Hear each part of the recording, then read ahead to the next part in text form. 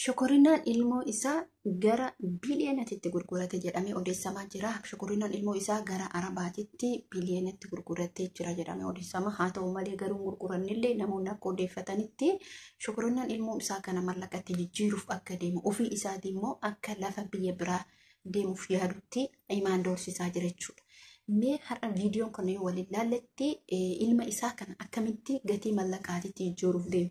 Isi yoo jettan, ati yoo jettu, ani yoo jedhu. Mee namni ilmoo ofii kana intalli tun akkamitti ilmoo isii tana guddifti, akkamitti as geettee, har'a ilmoo isii tana immoo jalaa hatee isiin tuni maal taate. Jaalala isiif qabda moo jibba isiif qabda shokorinaa jechuudha. Shokorinaan rakkoon inni qabu otoo imaan jaalachuun taane, odoo ilmoo jaalachuun taane mallaqa jaalachuutu kana isa goosisa jechuudha. Dhuguma daa'imni gurguramti. Bakka kamituu daa'imni miiliyoonaan gurguramti. Kanaafuu kan ta'u taate.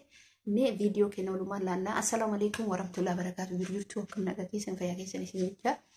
Hordoftootaaf kabajamtoota maatii Moonaa 24 asuma viidiyoo keenya warroon hamma maatiitti subscribe gootanii yoo nan nugettan hedduu takka galatooma ammallee warroon like share gootanii baay'ee takka galatooma namoonni yaada naa barreessitan jirtan isin hedduu takka galatooma ammallee share gochuun subscribe gochuun nu bira dhaabbadhaa isin jechuu barbaada.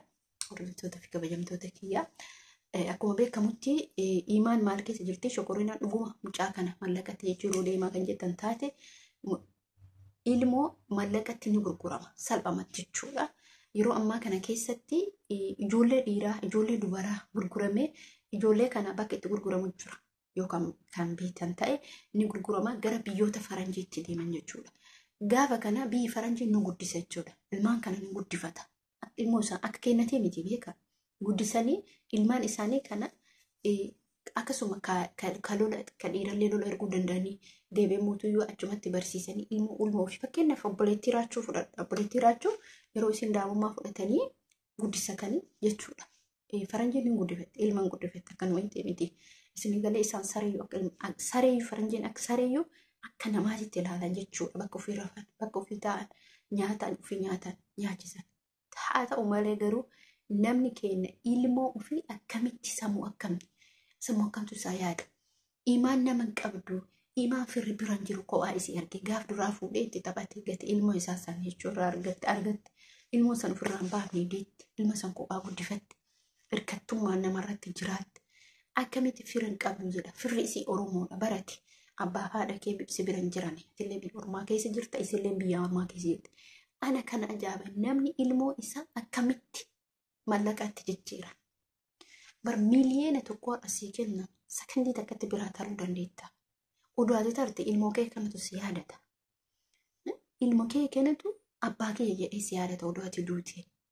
Namni maaliif ilma argachuuf bu'a? Namni maaliif dubartii takka fuudha? Ilma irraa argatee oduu namni sun taare ilma ibaluuti jedhamee dubbatama. Obboleessa kiyya jechuudha. Gatii kanatti maaliif mataas keessi yaade? Akkamitti ilmoo ta'e gurguruuf yaadde? Ilmoo tana immoo erga sanii maal nyaatti maal dhugdi jettee ofii bira jirtamoo ilma dhiirri garamti guddisee beeka. Ani barna ajaa'iba. Mallaqatti akkamitti ilmoo kee jijjiirra. Mee har'a ijoolleen jechuudha warroonni dhiirotaa namoonni dubartii caalaa ilma jaalatantu jira. Dhugaa dubbanne jechuudha. Haadha dhaltee caalaa dhiirri ilma jaalatu jira. Arginee jirrallee jechuudha. Maaliif ree ilma isaati dhiiga isaati. Zim jedhee akkanumatti namni ilma fuudhee hin gurguratu. Waan ilma sanii barza rabbiin isa jaasii deebisa asuma salphatte jechuudha. Har'a ilmootee mallaqatti jijjiiruuf miti.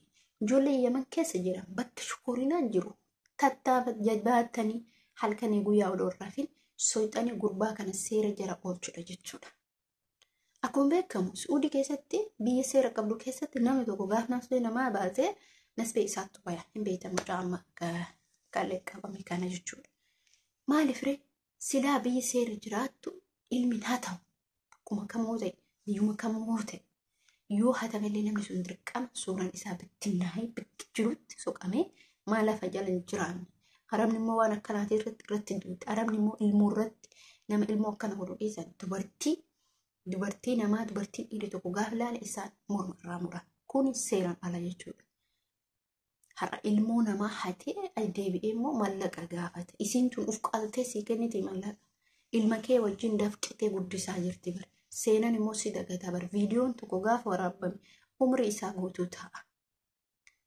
isin galee yoo bilbilis qabalu ta'a viidiyoon suni bakka kamittuu bittinnaa'ee jira.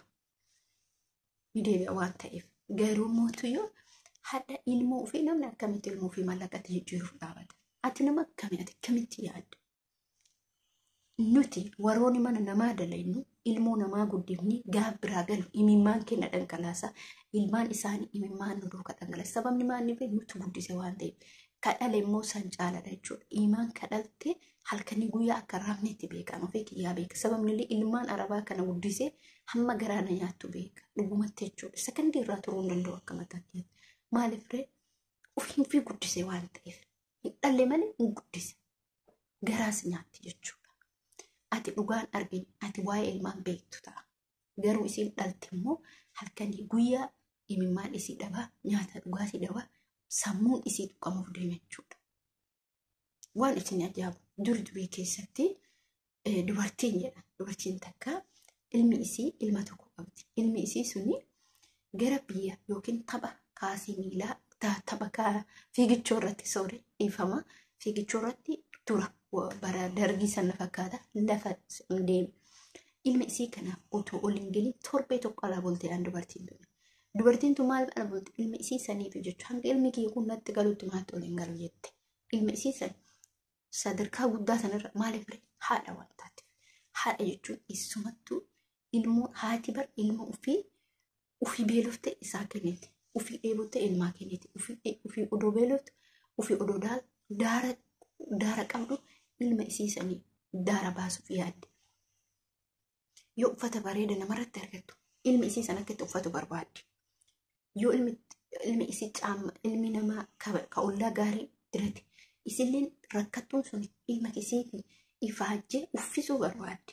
Ilma ofii gadi aansuu barbaaddu haati akkana nama gooti. Kar ammoo ka mallaqatti jijjiiruuf deemu kun nama akkanii akka ta'e hajji fudhadhaa fakkeenyaaf hajji kaleessa caatuu jibbaa ture.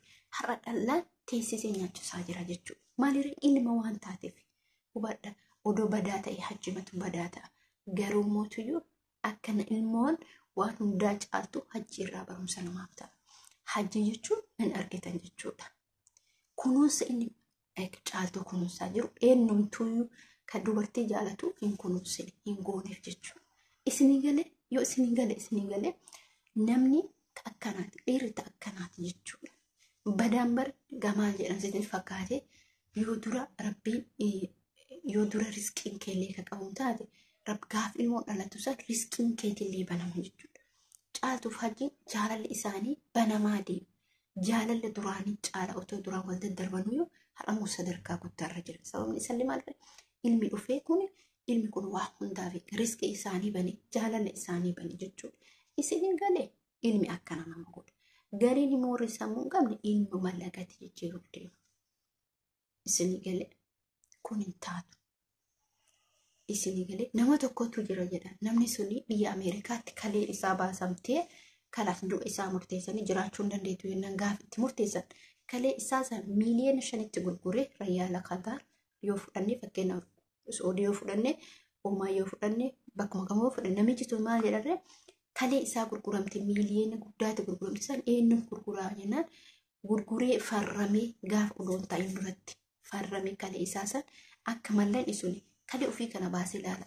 Akka mallan isuni ilmaan isaa fayyaddu kalee san baasee ilmaan isaatiif mallaqatti jijjiiru. Maaliif kana godhe namni sun ilmaan kiyya akka rakkoon irra hin geenye ilmaan kiyya akkana guddatan jechuutu kana isa fide jechuudha. Akkasitti hubadha. Ilma jechuun qalbii miti. Ilma jechuun akkuma isinitti qoostan kanaa miti. Kana isin jechuu barbaada hordoftoota kabajamtoota maatii Munaa 24. Viidiyoon keenya har'aa kana fakkaata. Hamma viidiyoo biraatti walitti deemnuti. Nagaannaa tura asii achi inshaallah isinirraan badu. Viidiyoodhaan isinii dhufa. Isinillee immoo taktan gochuun dagatina. Asuma rabbiin bakka jirtanitti fayyaa isinii haa kennu isiniin jedha hordoftootaaf kabajamtoota kiyyaa. Baay'ee takka galatooma guddaanaa ulfaadha. Hedduu takka isin galateeffadha. Baay'ee isin jaaladha. Baay'ee isin kabaja. Sababni illee wanni isin jaaladhu rabbi jecha isin jaaladha jechuudha. Wallahi kan hordoftanillee kan nan hordoftanillee kan arrabsatanis kan arrabsinillee hunduma keessan wallahi rabbi keessa isin jaaladha. Yoo natti mufattan immoo namoonni natti mufattan yoo jiraatan ta'e ofii isin gaafadha. Sababni illee hin beekamu waan ta'eef guyyaa nuti darbinu hin beeknu guyyaa ofirratti hin deemnu. har'a duuna burduunaan beenu. Kanaafuu nama wal dhabina jaalala namaa qabaadha. Isinin jechuu barbaada amma viidiyoo biraatiin walitti deebinuti. Bakka guddaa isiniif qaba.